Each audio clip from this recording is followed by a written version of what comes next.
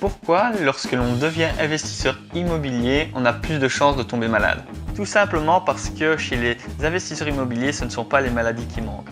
Entre les agents du cadastre, les agents du fisc, le précompte immobilier, les agents de l'urbanisme et les nouvelles lois des politiciens, on ne sait plus quel vaccin choisir.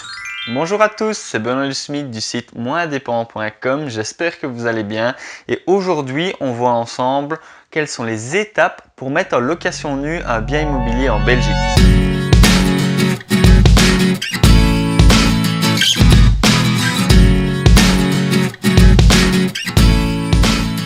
Tout d'abord, avant de commencer, si l'une des vidéos de mon générique vous a intéressé, je vous invite à cliquer ici sur le petit i et donc de cliquer sur la fiche de la vidéo qui vous a intéressé. Ça va vous ouvrir donc une nouvelle page. Vous pourrez regarder donc cette vidéo après celle-ci. Si également vous désirez recevoir donc de nouvelles vidéos régulièrement dans le domaine immobilier en Belgique, je vous invite à cliquer sur le petit bouton s'abonner ici en dessous quelque part, vous allez trouver. La toute première chose, c'est vérifier que le bien que l'on désire mettre en location peut être mis en location. Imaginez par exemple que vous avez acheté votre maison avec un emprunt social ou que vous avez bénéficié des droits d'enregistrement réduits pour votre maison parce que le RC est à faire à 750 € et que c'était votre première habitation, donc votre premier achat, en fait vous avez aussi signé des devoirs par rapport à ce bien immobilier. Ça veut dire que vous êtes obligé d'habiter dans ce bâtiment pendant un certain laps de temps et que vous ne pouvez pas donc le mettre en location. C'est grâce à cette unique condition que vous pouviez donc obtenir les avantages de l'emprunt par exemple social ou des droits d'enregistrement réduits. Donc ce n'est pas parce que vous êtes propriétaire d'un bien immobilier que vous pouvez nécessairement le mettre en location sans avoir de désagréables surprises. Alors il faut savoir qu'il n'y a pas que nécessairement les propriétaires qui peuvent mettre en location des biens, il existe aussi la sous-location. Alors bien sûr la sous-location est très rarement acceptée donc auprès des bailleurs, mais il y a certains bailleurs qui pourraient accepter. Voilà, c'est à vous d'aller voir votre propriétaire et voir si voilà, celui-ci dans certaines conditions ne serait pas d'accord de vous permettre de mettre en sous-location le bien que vous louez. Le deuxième point, c'est définir ces critères de mise en location. Vous pourriez très bien décider d'un certain type de profil pour lequel vous désirez donc louer le logement ou la maison que vous désirez louer. Donc, par exemple, vous louez ou à des pensionnés ou à des étudiants, ou voilà, vous allez cibler vraiment le type de clientèle que vous voulez et voilà, pas spécialement que le type de clientèle, mais également le loyer que vous désirez avoir par rapport aux charges que vous avez, par rapport aux bénéfices que vous désirez avoir et par rapport évidemment au loyer que vous pourriez attendre du marché par rapport aux biens que vous avez, par rapport aux biens similaires autour de celui-ci. Et vous allez également éplucher donc tous les droits et devoirs du propriétaire et du locataire lors de la constitution du bail. Il y a certains points que vous pourriez donc voir avec le locataire, que vous pourriez voilà, par exemple négocier avec lui lors de l'entrée du locataire dans votre bien immobilier. Et tous ces critères doivent être étudiés à l'avance avant de pouvoir rechercher le locataire. Parce que vous pouvez aussi également penser à vouloir prendre une assurance paiement loyer garanti. C'est une assurance qui, dans certaines conditions, vous rembourse des mois impayés par votre locataire.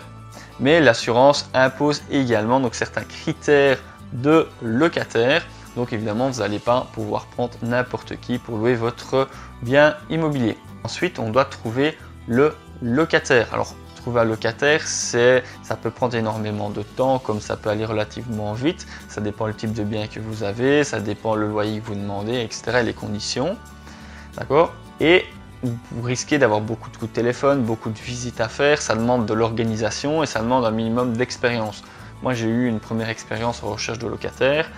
Ça s'est pas spécialement très bien passé, mais voilà, j'ai appris énormément et je sais voilà maintenant mieux les choses à faire et les choses à ne pas faire. Une fois que vous avez trouvé votre locataire, vous vous mettez d'accord sur les termes du bail et puis ensuite vous devez enregistrer votre bail.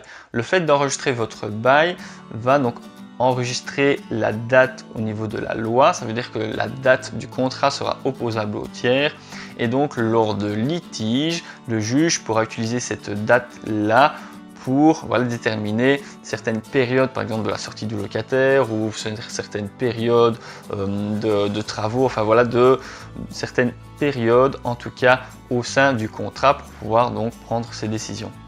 Vous pouvez, et je vous le conseille très fortement, également faire un état des lieux d'entrée. L'état des lieux d'entrée va permettre de figer l'état du bien au moment de la mise en location pour que ce soit le locataire ou le propriétaire ait un outil qui permettra voilà, d'identifier les dégâts que le locataire a pu faire ou les dégâts que le propriétaire voilà, doit réparer, etc. Donc c'est vraiment pouvoir comparer l'état d'entrée du locataire avec l'état de sortie. Et pourrait également voilà, utiliser donc, la caution locative pour pouvoir rembourser certains dégâts par exemple que le locataire a fait en sortant, donc en arrêtant de louer votre bien immobilier. Une fois que vous avez fait, donc une fois que vous avez trouvé votre locataire, que vous avez signé votre bail, que vous l'avez enregistré et que vous avez fait un état des lieux d'entrée, il y a un suivi quand même à réaliser. Le suivi, qu'est-ce que c'est? C'est par exemple un suivi d'index par rapport donc, à l'indexation des loyers, que ce soit en augmentation ou en baisse, par rapport donc, à l'indice de la santé belge. Et également les différents travaux que vous devriez venir à faire dans le bien immobilier pour que le propriétaire se sente bien et en sécurité, et il soit en sécurité. C'était une petite vidéo courte qui présente les différentes étapes de mise en location d'un bien immobilier en Belgique. Si l'immobilier vous intéresse et que vous désirez donc en apprendre davantage et obtenir une dizaine de clés qui vous permettra donc d'avancer beaucoup plus rapidement dans le domaine immobilier, je vous invite à cliquer ici sur la petite vignette et télécharger mon guide Une vie sans patron, c'est possible, dans laquelle vous allez obtenir toute une série d'astuces qui vous permettra donc de passer à l'action et d'avoir des clés concrètes pour vous améliorer dans le domaine immobilier. Si vous avez apprécié la vidéo, je vous invite à cliquer sur le petit bouton j'aime et à la partager, et on se retrouve très bientôt dans l'une de mes prochaines vidéos. Ciao!